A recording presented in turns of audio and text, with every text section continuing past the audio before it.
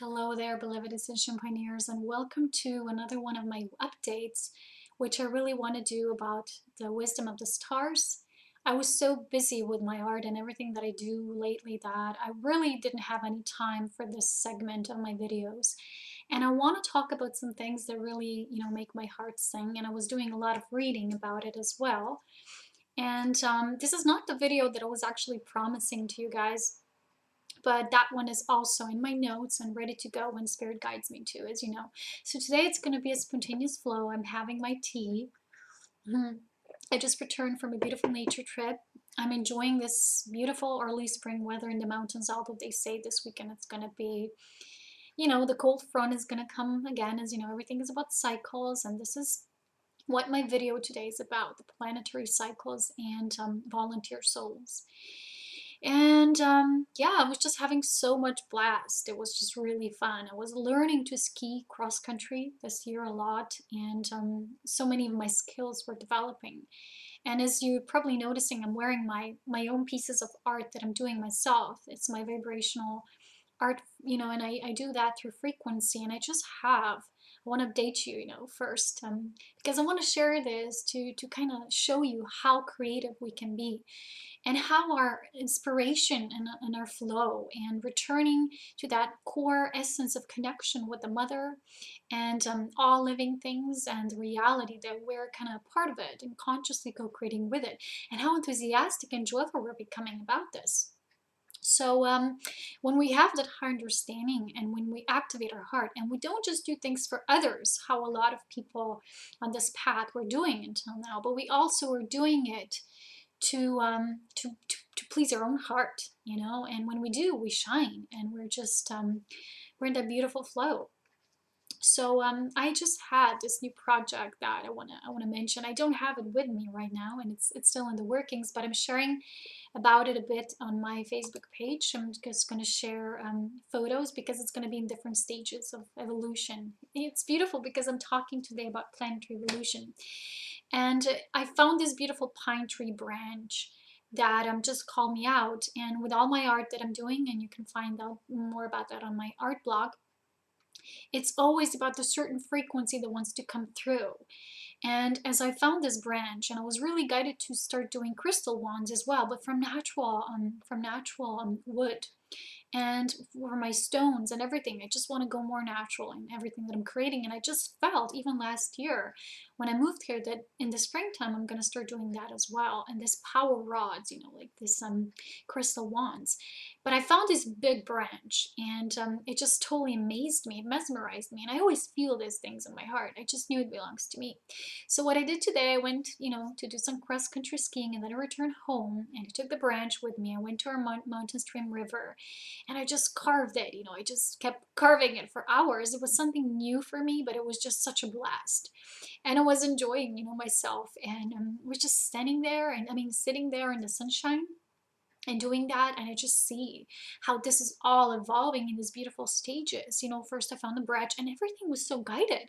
We have this old wooden house there that we often visit that I showed to you guys before, and there was this old axe there. This it's kind of like abandoned. Nobody really takes care of that place, and they had this axe there. So I kind of, I did that. Yeah, it was yesterday. It was the day before, and I actually, cut off the lower part. And then I got this vision. I said, "What it's gonna be? It's too big for crystal wands." And I had this vision. It's gonna be an elven tree of life. And I just started seeing things. And today I saw these beads online, and I just ordered them because they were rainbow color, and everything was just beautifully flowing. And after carving it today on the beach, I came home, and there's this neighbor here, and I asked him if he has a saw, like a tiny one, because there's one piece that needed to be sewed off. And he said, "Yeah, I have it." And then he just topped it off, and I was like, "Wow, when you do that through your heart, there's just always such flow." And this is what we're opening to now. It's just constant experience where a lot of times we're still in the old, and we feel, oh gosh, we feel that restriction in our tummy area, or we might feel, how are we going to be supported through that? But at the same time, the heart is so joyful when you have those inspirations just flows through your soul, because this is how your soul is anchoring the new. A lot of people tell me that my art is so healing. They get vision I have a beautiful story with this rainbow magical tree that I painted for somebody as a gateway. And they just couldn't believe it because it was exactly what they were guided to through my art. And after they saw it, they just cried so much because they felt the connection. So we're activating this whole new level, and it's just really amazing. But today, not to get too far of the, to get from my intro to the actual topic, today I want to share about planetary evolution and stages of soul growth. This was kind of like what I shared in the beginning, like an introduction into how everything is happening in these beautiful stages. But there's a different picture as to how expanded we see it. And I want to talk today about the planetary level. So we have a planetary evolution, and we also have our own soul evolution. And to start off, I want to tell you that each planet will always give form to a different kind of density, to a different evolution of a different kind of life. So each life is like an experiment. How source is creating, the creation is infinite, it's always expanding, and there's so many planets that are constantly being seeded with light, with new life, and they're constantly being tested and experimented with. So this week, when I was spending so much time on the sunshine at that lodge, and I was just taking my stuff with me, and I was reading a lot of the Dolores Cannon's book, The Convoluted Universe Part 3, Book 3. This one is really heavy. It has 700 pages. I'm almost at half. And it's just amazing because of all of her books. I read number one, I read The Volunteer Souls, and then I said, okay, I'm gonna start with number two. And I was like, no, I gotta get number three. I don't know. I just somehow was guided to number three. They're not really sequentially related, although she's getting messages that are always flowing as the timing is right and ripe. So I just felt guided to this book, and it's speaking about all these things that are really important for a journey at this time. So if you feel yourself as a volunteer soul, as the soul who never really felt like it belonged here, although you knew you had a sense of mission and you know you have something to do here, and it's very specific, although you're not really aware what it is, this is normal. And you're probably one of the volunteer souls, and you never could associate yourself with why this planet, why people want to suffer so much, why there's these old dogmas and manipulations playing out, and you just didn't understand all the violence and the abuses happening, and you wanted to be the conscious channel for the light, for the living reality of that true life, which is always progressing, not devolving. So there's a lot of beautiful things here in these books, and when I read her books, I always instantly feel like home. Sometimes we're always pulled by the mind, is pulled by all these different things, and they want to do this, they want to do that, and then the moment I start reading this, it's just like remembrance pouring through, and it's even not me reading, it's like my soul reading through that. And a lot of the things that are just, especially the part about volunteer souls and the shift on this planet, it just makes you feel centered. It helps to anchor you in your inner knowing. So these books from Dolores, I highly recommend to everybody who's on a path as an ascension pioneer or volunteer soul, whatever you might call it. It's not about the label. And really also would recommend Salvador Kelly's books. This is also material that makes you feel that deep inner remembrance. So why I want to talk about planetary evolution today is because when a lot of this was shared through her books, I had that instant knowing, oh gosh, I need to do a video about this. I just felt really joyful when I thought about it. So during one of my hikes this week to that place, which is like the inner piece of heaven and the outer piece of heaven, I made some notes out in the sunshine that just helped me to focus on what I wish to share so that I don't forget anything. And this is how I like to do things in these segments of my videos about wisdom from the stars. Why I put that topic in the wisdom of the stars is because there's a higher understanding of how life is actually evolving, and a lot of people who still don't have that higher understanding, they often don't understand why planets go through such stages, why certain civilization goes through those stages. And a certain part, it is a collective lesson of a certain populace that lives there and chooses to experience that and want to embody that frequency that's coming through at that time. There's also a greater planetary scheme there behind the scenes. And that's why a lot of people now are saying, this planet, the Gaia, she's shifting into a higher matrix form.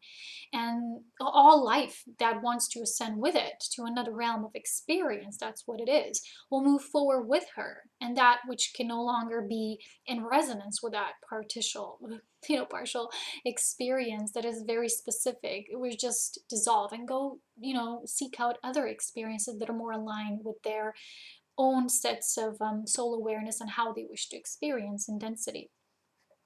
But the planetary evolutions, why they're so important, because we can see that there's a bigger picture behind everything. Why is this shift happening now? Why is this planet going through the shift now? What was before?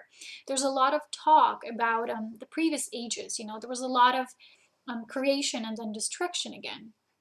And this is not the only planet. So you need to understand that when the planet is formed, and as I was painting my gateways, I painted the central sun painting, which actually represented how all of density, how matter is being formed. So when you have the nebula, which is full of gases and all these mixture of everything, and then just life, different combination of chemistry comes out together and starts, we say a certain star is born, and then the star is the source of light, and then you have the revolving planetary system, and then life on the planet. So there's different beings who work in different levels of creation. It all depends of which aspect of within variation of creation you were birthed through. What is your main frequency as in your individualized soul presence? Because you're also part of one. A lot of people, even in this book, they explain this light of oneness and how it feels, but they also feel that the uniqueness, the individuality aspect of their soul is also important, because together you have the whole of creator. You have the creator and the creation. And the part of it that we also get to experience is the neutral observer. So this is the part of consciousness that experiences. And planetary evolution, like I said, a lot of people don't understand that there's certain beings who are taking care of that in these different stages, and they're playing their parts, and we're all playing or praying, whatever, our parts. And today, what I wish to focus on here is to give you like a bigger picture, because a lot of people say, why is this, there's shift but happening on this planet, but they never ask themselves, why now? Why is this now? You need to understand it on a greater picture that you can see.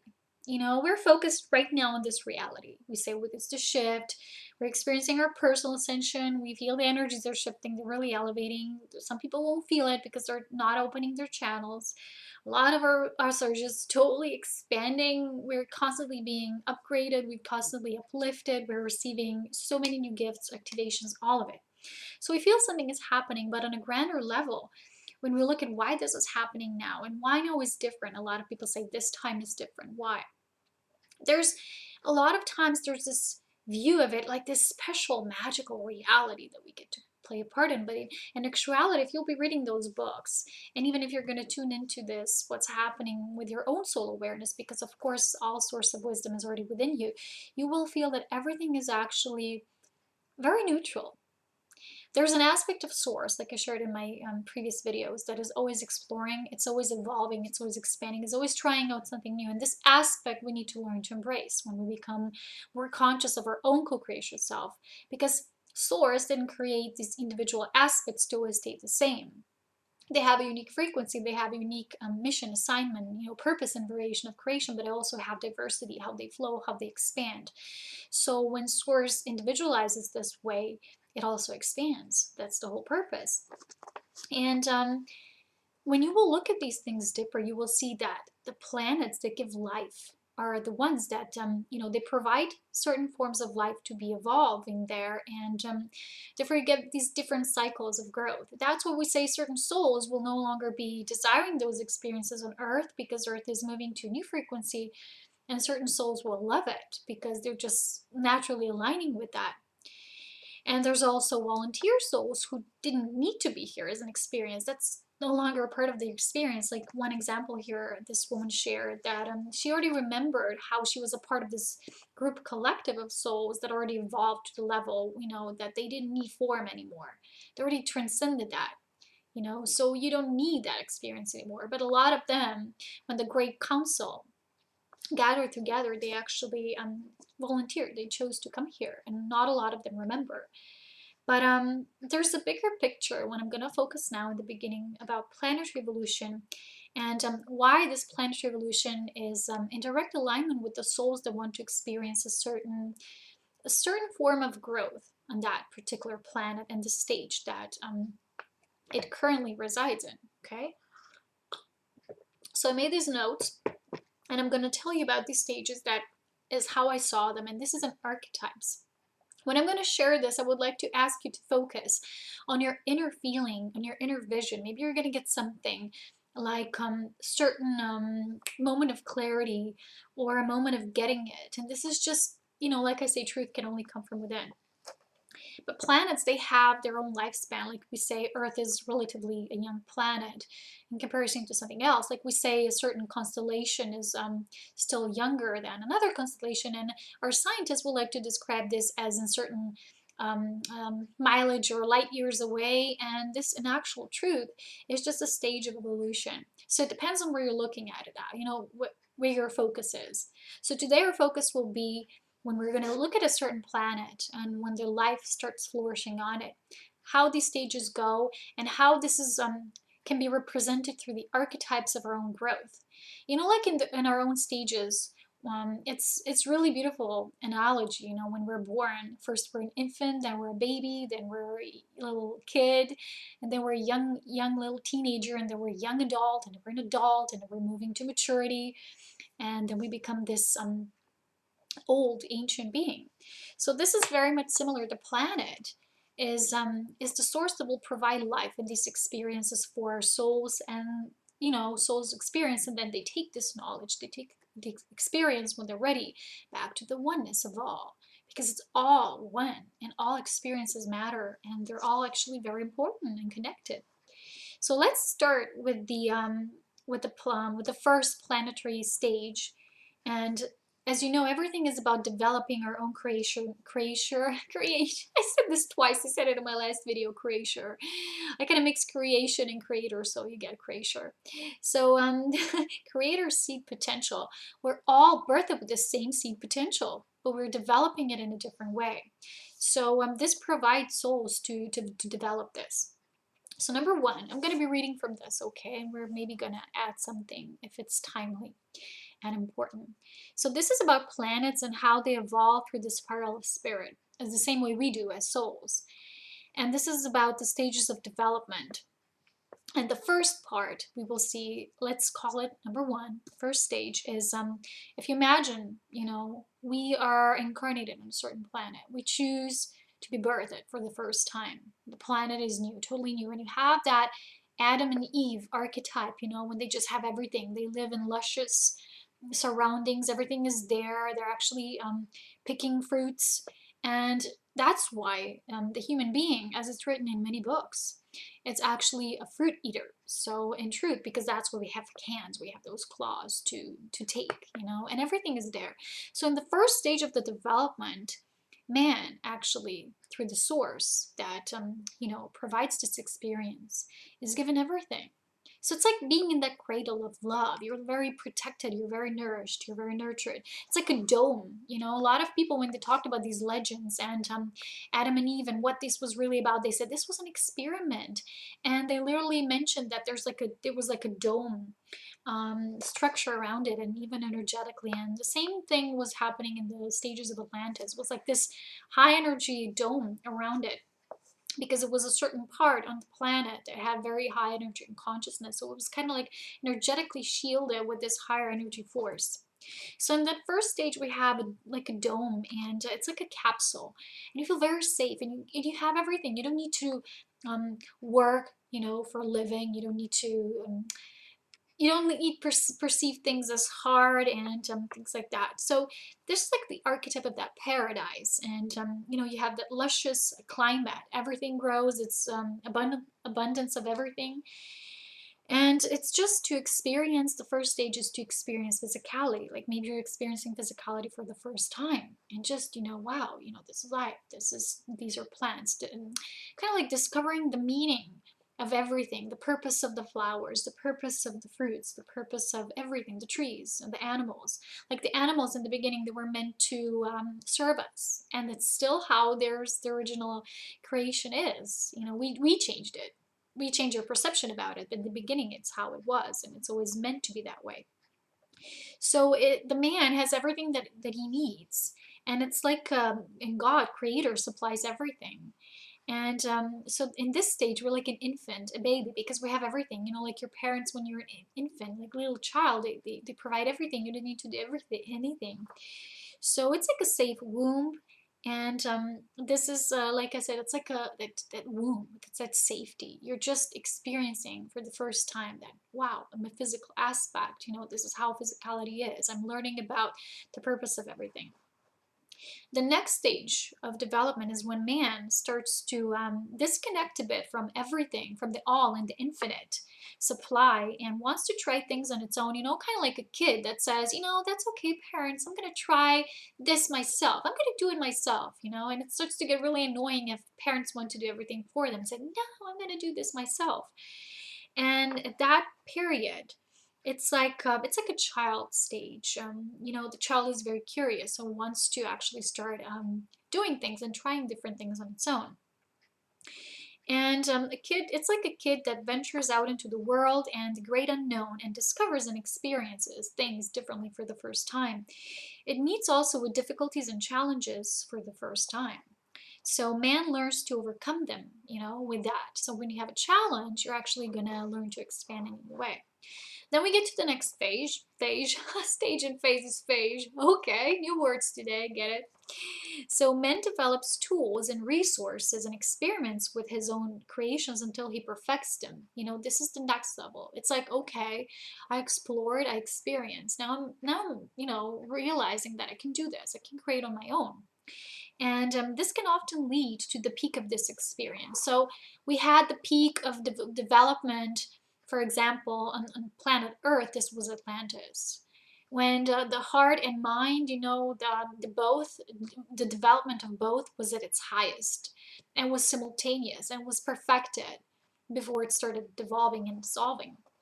So this is when we start to experience and experiment with our own creations until we perfect them, like I said. And this can often also lead to very, how can I say this, very extremes playing out. So this was like I said, in the ancient Atlantis before the fall, and then the extreme of duality between light and dark, the good and evil, and the heart and mind started playing itself out. This is just the example of Earth, but it happened on other planets as well, because this is a lot of times just how it is. So when when man experiments with becoming God, you know, but not in really fully being connected, you know, to that source of all the time, because a lot of times we begin to, and we did in that period, forgetting about the natural world. You know, there was a lot of experiments, as you know, with experimenting with the DNA and these tests, and with energy. There was a lot of very intense experiments happening, and sometimes there was a connection with the divine was severed, and that's when the extremes of duality started playing itself out. And a lot of those who actually had the greatest power, and this is beautifully explained in Anastasia's books, you know, those who were the priests that had all the knowledge, all the ancients, they said, what if we, you know, just start using that just for our own benefit, and we're going to be the real gods? And this is actually us forgetting that we're already gods in our own making, but not in the way that we sever the link and we start actually going against it, and we start feeding this duality. And this is when the link, like I said, can be the link between can be severed. And this is the archetype of an adult, but a lot of times this stage can be also associated with the teenage rebellion. You know, when you're just before becoming this young adult. It's like a young adult, yeah, that's how I would feel it. And it's like you start being rebellious about things, you know, and you start having that attitude, you know, maybe I'm better than source, maybe I'm better than all that is, maybe, you know, I'm stronger. And the moment you do that and you forget about the connectedness with all life, and you get to that peak, and you actually isolate yourself, And this is one aspect of learning and of evolution.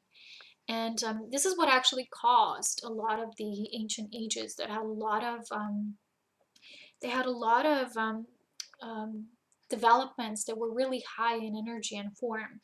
But because of this, because the consciousness went that way, the stream of consciousness that was chosen on a collective level was so strongly affecting that reality, went as it went. So, like I said, because it showed in the extremes of duality playing out. So this was experimenting and perfecting, but in a way that maybe it's not always too natural. Now the next stage is when the man comes to a climax point. So this is also the archetype of a hermit, of hierophant. When you really you have all the knowledge, you have a lot, but you also want to retreat and you want to observe. It's like, wait a minute, it's like sobering up. It's like awakening. And this is where you find yourself at a crossroads. So you can imagine this is like this playing out, and it will be like whether the man will reconnect to this to the inner divinity and begin making divine co-creations again, or will he perish through self-destruction. This happened with many ages and eons. So this is the stage of awakenings, of flashes of divine remembrance and planetary service. So through different experiments, and a lot of ETs were coming in those stages, and they were actually infiltrating themselves from the outer planes, and now they're doing it from the inner planes, which is through incarnation, through infiltrating the light. And this is shared here, about volunteer souls. So these experiments are actually of the universal galactics. Those who have actually been there, they've done that, they understand. But a lot of them that came, they were interfering a bit, so they forgot about the law of non-interference, and they took it too hard. And when they came to Earth, the density in its way was it was all purposeful. Everything serves a purpose. People say, oh, negativity is bad, but in a certain stage of evolution, it served to be that trigger, that focal point that actually can lead to profound awakenings if a soul is ready, and if the collective is ready as well. So in that stage, more evolved beings, those who already went through those stages and been there and done that, can actually come and assist. And if it's too unbalanced, or for example, we have an age when all life can by the grand experiment chooses to be put on pause, and maybe it begins totally brand new. There needs to be an infiltration of light again in the form of teaching. That's why I mentioned the hierophant, because the teaching needs to start again. You have the civilization needs to start off again, so there needs to be higher teachings there shared again. And a lot of times, just when in the ages past, when certain masters and sages started coming in, they started giving again. True, very simple, but for those people, it was like, wow, are we really source? Are we really powerful? Can we really do anything? Now, in this age, it's more like, oh, yeah, we are, but how do we do it? So the next stage, the next level of evolution is after the reestablishment of the divine link, the connection. Man can begin walking his self-mastery and attainment. And this is the level we're in now, but it's still a kind of like a crossroads. So this is realizing that he is the source of all life in creation, and finally beginning to respect and cherish the link with the divine, and co-creating through source and a higher divine will. This is when you again, you remember you are already a child of the Creator, but at the same time, you become an adult, a really wise adult who's gone through these stages, and the same goes for the planet, that supports this level of life and experience. And this is where physical ascension can begin. This is where planet, because when a certain group, collective, is ready, that means the planet is also ready. And this is the archetype of a master, avatar, sage, or luminary. When one is integrated in that, one can begin a journey of oneness, greater good of all, and planetary universal service within greatness and humility. So that means that those who have done this, they become those that I've mentioned before, that are infiltrating. Either they were doing it from the outside, or we're doing it inside, like through incarnation. This is an inside job, we like to say. And I want to mention also, to wrap it up, a bit about volunteer souls, because I made some notes, just short ones, about Those of you who are not reading the book or not guided to, I just want to mention a few things that are really important. Let me have my tea first because I'm really thirsty. There's so much talking. Oh, okay. Yeah, I had a hyper day.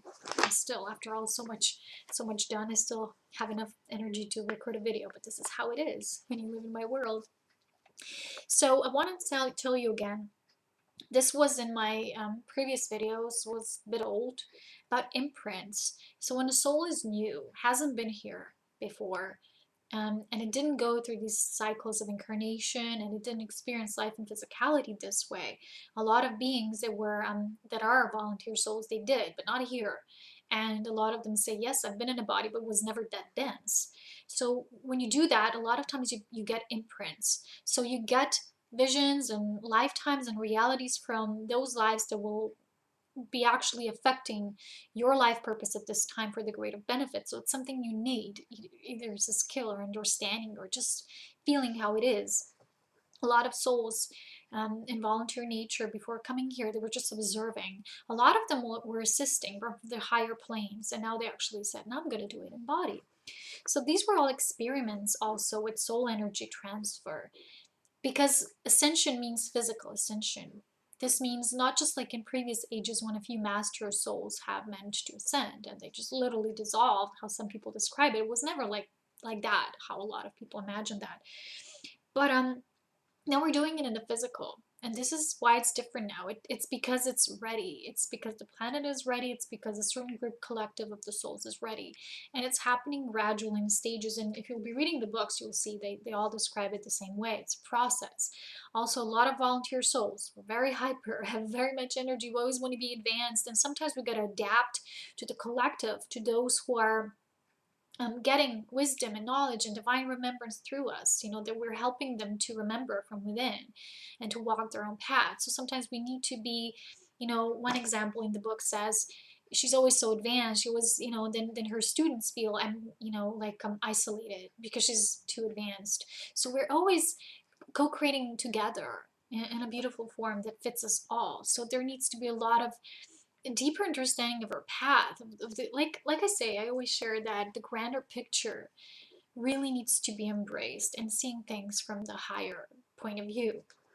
So soul energy transfer means that a lot of souls who couldn't adapt to this body, maybe even the first body that they wanted to incarnate in wasn't, didn't survive, things like that, examples like that. It means that it kept getting perfected, like the first wave was paving the way. It was easier for the next generation, and it's even easier now to the new children. But a lot of times this is because the soul is so high in energy, so it needs to densify first in a way. And then when you get into the body, then you have to lift it up again. So this is what I say, it's the body. And this is all very much connected to the experiments because it's brand new on this planet. It's happening as it's happening now. And a lot of these things we're going through, like I always say, don't feel guilty or like, oh, I've done a mistake or it's an error or things like that. There's no errors or mistakes in the perception of everything's an experiment. We're all testing. They're always trying new things, the councils and those who serve the councils, those who serve, it doesn't matter. It's all one. When you have the deeper understanding, you will see that all you really need to be is be you, fully activated. You don't need to constantly strive to do something or to please somebody or to do something a certain way. Really is finding and anchoring our authentic self is not just like doing things with love. That's just one aspect of it. But being authentic means that you really, really find your anchor and you hold it. And that's really important because with that, your life on earth gets easier and easier. Like it's explained in the book. A lot of people didn't want to be here. A lot of people were suicidal. I mean, that's not true for me because I was the next generation. But a lot of the first timers felt that way. Or they had a lot of non-alignments in the body. Their body weren't always receiving the way it was, but everything was serving a purpose.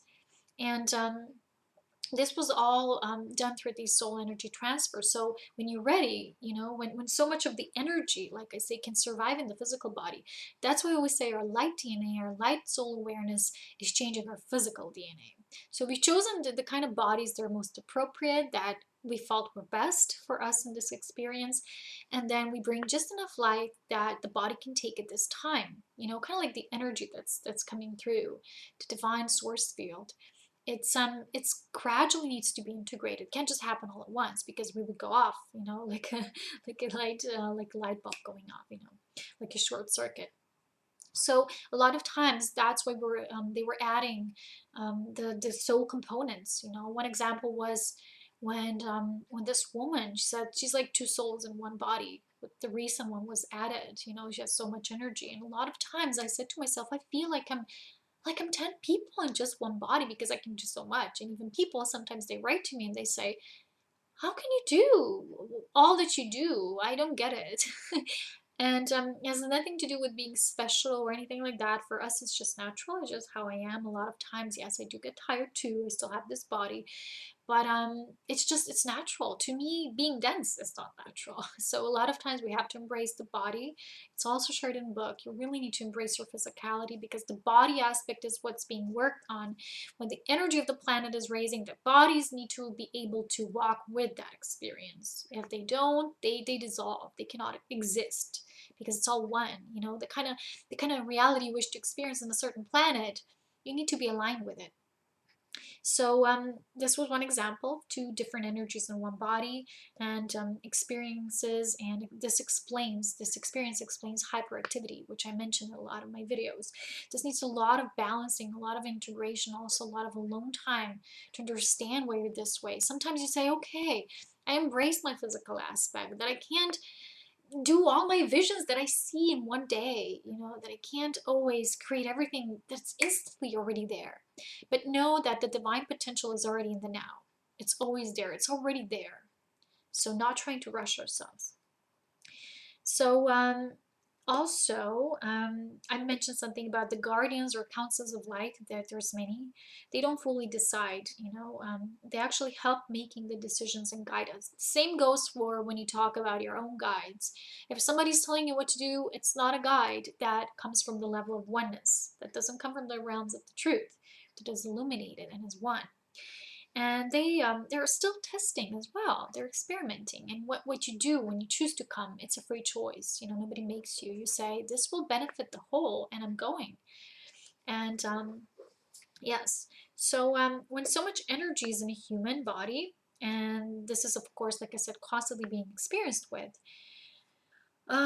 this can cause it to do, what does it say, to break down or die, but this is easier now. So when you come, you weren't always, all your parts, all your soul awareness wasn't there, but now with Ascension, it's happening. We feel, when I started doing art, I started feeling as elevated as I never did before, and I knew there was aspect of me. And when I read about this, two energies in one body, I said, this is what happened. I feel like something new just came, and I have more now, like more compartments of energy. I couldn't explain it literally with words, but this is how it feels. So it's like a gradual process. When you're ready, you get more. But on a soul awareness, you already are all of that, if you understand what I mean. So that's why it's so important to be gentle with ourselves and understanding and nurturing. Also, I want to mention this one thing I find really important here, is that the paths that we have with other souls. And there's this beautiful example. People who look at karma in an old view, they don't always understand this. And whenever somebody has a hard experience, they're always going to say, karma, karma. They're going to point fingers like karma. It's like, yeah, when it's not always like this. And when you look at it from the perspective of volunteer souls, why a lot of them were having difficulties is because they couldn't understand that level of density. They were having difficulty with coping with that. But there's also another aspect. A lot of times they built and formed relationships with those who were getting kind of stuck, in this, they were going around in circles. So a lot of them took that role to be kind of intertwined, interconnected with a certain individualized soul. And they wanted to have the experience with it to serve them as this mirror that is just like a bouncer off. They explain this like a bouncer off. You are always like this. And they say they don't have karma. They're just standing as the bouncer. So whatever is coming back is coming to that person, to that soul who still needs to deal with that. So a lot of times when these people are exposed to the energy of those who don't have karma, they have those feelings, and we just don't feel the same. We don't have those lessons, we don't have those fears, but it's still happening in your reality when there's such a person that you make a connection with.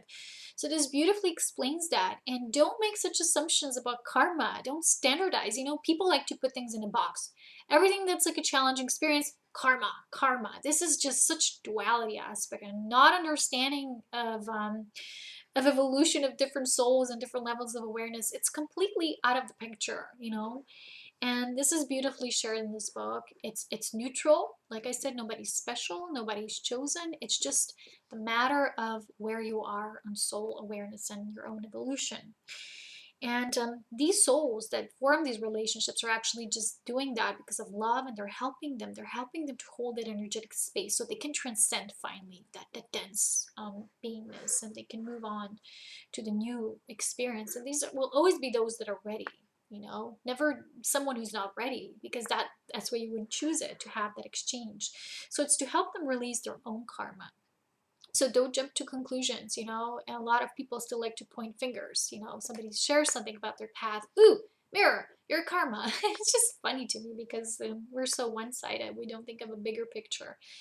And I'm happy that there's people like Dolores who are always open when they hear these explanations, and they see they're coming through many different individuals, but at the same time, when they're not even aware of each other, they just take it as truth. It's how it is, but you need to feel it in your heart. There's also a lot of those who are not ready. They're just going to say, but it's okay. So when you do that, when you free that up, when you help somebody be free, and this is how it is, this is why you choose to do it. So this doesn't mean, like I said, that these individuals who came here to assist have their own karma. And this beautiful example here was shared when Dolores said, but isn't it dangerous here in this plane of existence to get trapped in the karma, to get trapped in all this density, to get cycled in all of that? And this is what I always felt, for me. It's like when you have a certain soul awareness, it's like, no way, no. So she explains that a lot of beings, she was doing this regression therapy work with, they actually had these shields, protective shields. But this one example of this woman said, no, she doesn't need it because it's her awareness. She cannot get stuck. She doesn't have karma, so she won't get stuck. So this was like the most simplistic explanation. So karma is still something that humans need to see from the bigger picture. It's not always what they perceive it to be, and it's not like something like this great structure is above you that will punish you, and you need to do it. And it's just everything is about constant expansion and experiments, and it's a game. It's a beautiful play.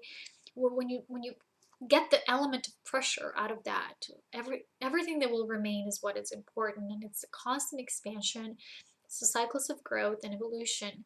And I actually was guided to this video. Maybe somebody needs to, remember better what this is about, because no matter how this is, a lot of beings can still experience difficulty.